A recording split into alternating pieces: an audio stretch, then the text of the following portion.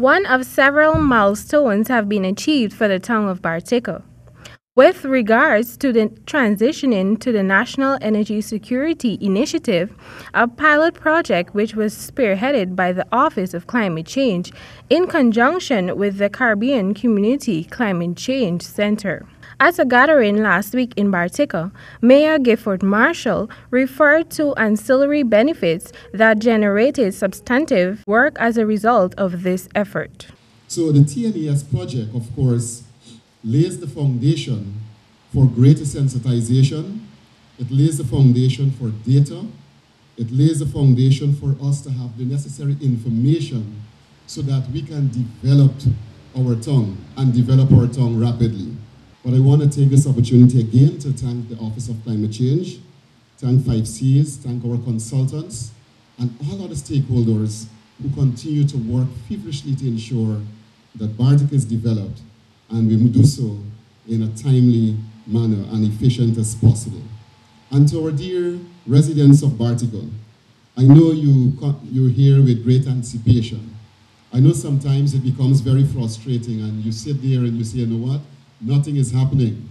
But I want to assure you that we cannot act without information and the necessary data.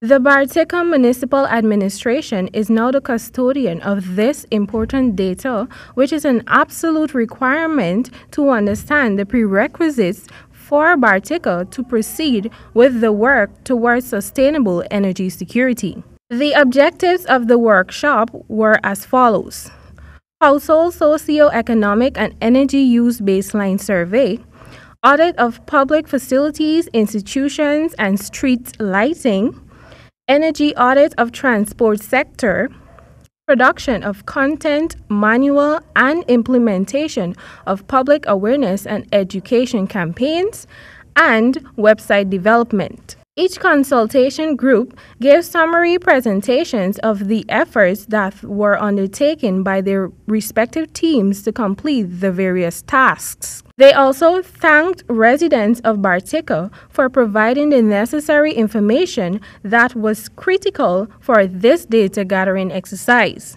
Head of the Office of Climate Change, Janelle Christian, was asked about funding for Phase 2 of the project. Okay, well, I can confidently say there's not just a possibility of Phase 2, but there's a commitment for Phase 2. We would have already received approval from the Italian government in 2018, a commitment to support Phase 2, which would involve tangible investment to carry forward some of the recommendations that would have come out from the Phase 1.